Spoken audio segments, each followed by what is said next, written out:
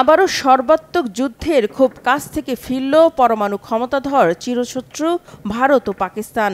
গেল কয়েকদিন ধরে রক্তের বদলে রক্ত নেয়ার পর অবশেষে থামল তারা। গেল 4 দিনের পাল্টাপাল্টি ড্রোন ও মিসাইল হামলা, তুমুল সংঘর্ষ, ভারতের অপারেশন সিঁদুরের প্রতিশোধে পাকিস্তানের অপারেশন বুনিয়ানুম মারসুস শুরু, আর দুই দেশের নিরীহ মানুষ হত্যার পর যখন পূর্ণমাত্রার যুদ্ধের আতঙ্ক ছড়িয়ে পড়েছে, তখনই খবর এলো অস্ত্রবিরতিতে রাজি হয়েছে মোদি ও শাহবাজ সরকার। স্বস্তি ছড়িয়ে পড়ে ভারত ও পাকিস্তানের সাধারণ মানুষ তো বটেই, গোটা উপমহাদেশে। শনিবার বিকাল 5টা থেকে কার্যকর হয় যুদ্ধবিরতি। শনিবার বিকেলে হঠাৎ করেই মার্কিন প্রেসিডেন্ট ডোনাল্ড ট্রাম্প এক্স প্ল্যাটফর্মে ঘোষণা দেন, যুক্তরাষ্ট্রের মধ্যস্থতায় ভারত ও পাকিস্তান একটি পূর্ণ ও তাৎক্ষণিক যুদ্ধবিরতিতে সম্মত হয়েছে।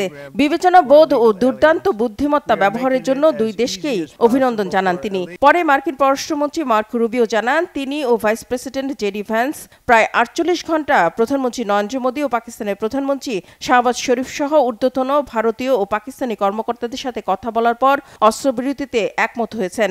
সংকট সমাধানে ভারত ও পাকিস্তান একটি নিরপেক্ষ স্থানে আলোচনা করতে রাজি হয়েছে বলেও জানান তিনি। তবে এই আলোচনার সম্ভাবনা নাকচ করে দিয়েছে ভারত। এরপরে অস্ত্রবিরতির বিষয়টি নিশ্চিত করেছে ভারত ও পাকিস্তানের পররাষ্ট্রমন্ত্রী ও উপপ্রধানমন্ত্রী ইসাক দার এক টুইট বার্তায় জানান, যুদ্ধ কোনো কিছুর জন্যই সমাধান নয়। এই অঞ্চলে শান্তি ও নিরাপত্তা নিশ্চিত করার জন্য পাকিস্তান সবসময় চেষ্টা করে যাচ্ছে। পাকিস্তান কখনোই নিজের সার্বভৌমত্ব ও অখণ্ডতার প্রশ্নে আপোষ করেনি বলেও মন্তব্য করেছেন তিনি। এরই মধ্যে সব ধরনের ফ্লাইটের জন্য খুলে দেওয়া হয়েছে পাকিস্তানের আকাশসীমা। শনিবার বিকেল 5টা থেকে স্থল, বিমান ও নৌবাহিনী পাকিস্তানের দিকে সব ধরনের গুলি চালানো বন্ধ রেখেছে বলেও জানিয়েছেন ভারতের পররাষ্ট্র সচিব বিক্রম মিশ্রি। তিনি জানান, দুই দেশের শীর্ষ সামরিক কর্মকর্তারা আলোচনার পর দুই পক্ষই সব ধরনের গোলাগুলি চালানো এবং স্থল, আকাশ ও জলপথে সামরিক কর্মকাণ্ড বন্ধ রেখেছে।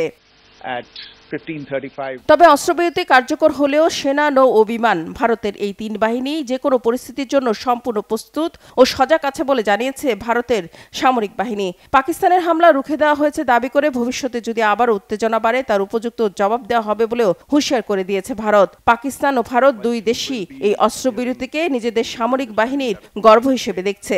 তবে কাশ্মীর ইস্যুতে বারবার সংঘাতে যাওয়া ভারত ও পাকিস্তানের এই অস্ত্রবিরতি শেষ পর্যন্ত কতদিন টিকে থাকবে সে প্রশ্ন থেকেই যায়। কারণ হিসেবে বিশ্লেষকরা বলছেন, দেশ দুটির রাজনীতিবিদরা দেশের ভেতরে নিজেদের জনপ্রিয়তা ও ভোট ব্যাংক বাড়াতে কাশ্মীর ইস্যুকে জিয়ে রাখতেই পছন্দ করেন। রিফাত জামান, বাংলাভিশন নিউজ ডেস্ক।